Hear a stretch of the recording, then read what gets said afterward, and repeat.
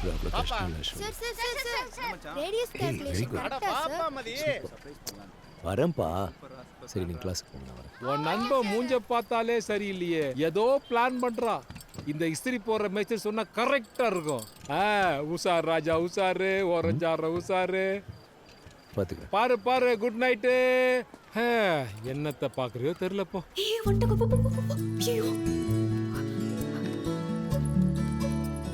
வந்துட்டேன். அவனை ஒரு வழி பண்ணாம பண்ண மாட்டேன். மதி எங்க எங்க எங்க எங்க இங்க வச்சிருக்கியா? எங்க உதற்குள்ளையா?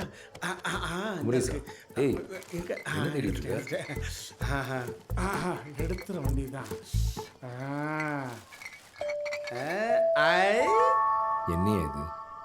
பிரபஞ்சத்துல யாரை கேட்டாலும் இதுக்கு பேர் பாட்டில்னு சொல்லுவாங்க, உள்ள இருக்கிறத சரக்குன்னு சொல்லுவாங்க. இதை எப்படி ஸ்டைலிஷா ஒரு இங்கிலீஷ்காரன் மாதிரி அடிக்கலான்றது நான் சொல்லி தரேன். உட்காரு. பசங்க வெயிட் பண்ணிட்டு இருப்பாங்க, நேரமாச்சு. முக்கியமான விஷயம் என்ன சொல்லு. எதா இருந்தாலும் ½ an hour டைம் லாப்ஸ்க்கு அப்புறம் தான் சொல்ல முடியும். Sit down.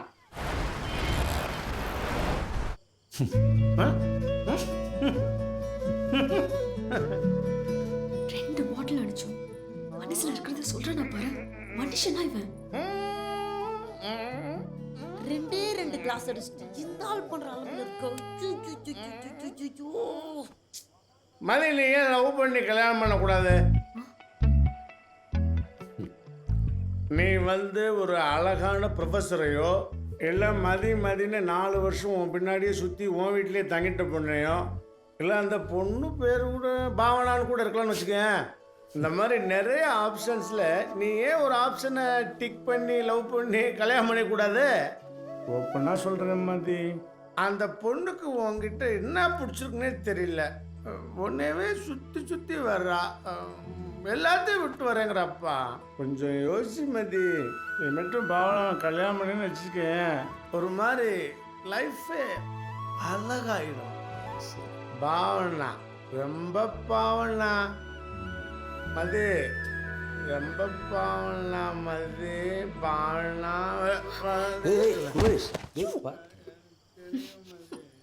ஐயோ காக்கா இந்த ஆளே எங்க ஏரியால கொஞ்சம் நஞ்ச மரியாதையோட வாழ்ந்துட்டு இருக்கான்.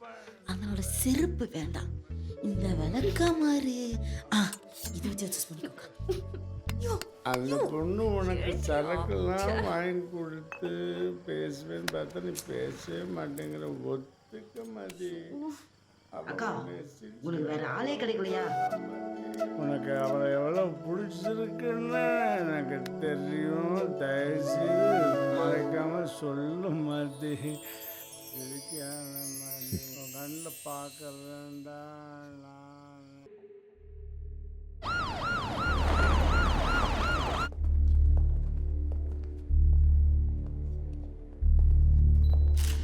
சார், அந்த அப்பார்ட்மெண்ட் பால்கனியில் தான் கன் ஷாட்ஸ் ஃபயர் ஆயிருக்கு சார். அதான் ஸ்டேஜோட பக்கத்தில் இவ்வளோ பெரிய ஸ்ட்ரக்சர் இருக்கு. அந்த ஸ்ட்ரக்சரை தானே புள்ளை பட்டிருக்கோம்.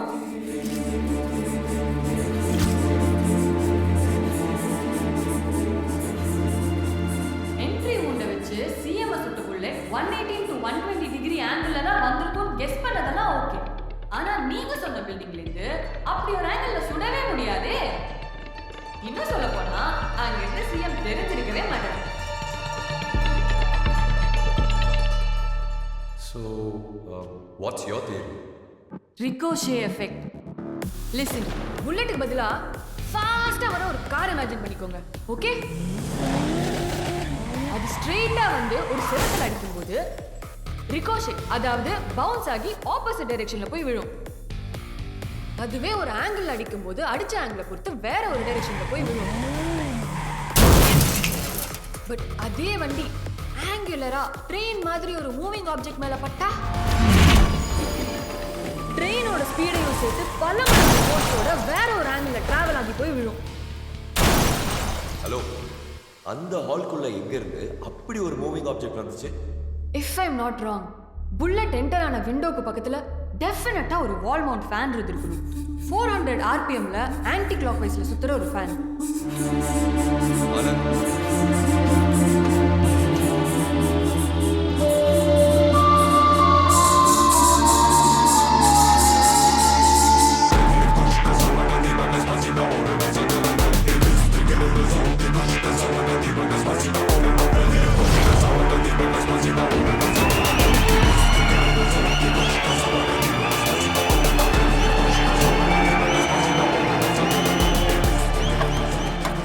கொலைய பண்ண அசாசின் பால்கனில 2வது ரோல 3ஆவதாவோ 4ஆவதாவோ உட்கார்ந்துருக்கும் to get this 118 to 120 degree ricochet angle.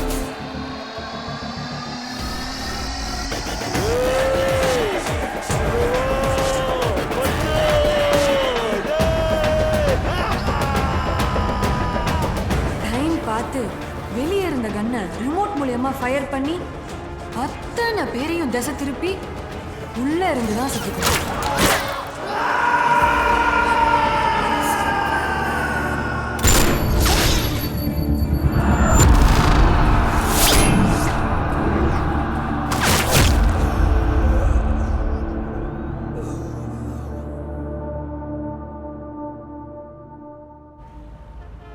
Judy மேத்தமேட்டிக்ஸ்ல எங்க யூனிவர்சிட்டி டாப்பர். வீடு பேரண்ட்ஸ் எல்லாத்தையும் விட்டுட்டு மேத்ஸ் ரிசர்ச்னு சுத்திட்டு இருக்கா. அவ ஃபைனல் செமஸ்டர்ல மெயின் எலெக்டிவா கிரிமினாலஜி பேப்பர் செலக்ட் பண்ணியிருந்தா. She got obsessed with this case. இந்த கேஸ்ல எந்த பக்கம் திரும்பினாலும் மேத்ஸ் தான் இருக்குன்னு கண்டுபிடிச்சா. And that's how she came up with her thesis, the Cobra. Wow! What a surprise!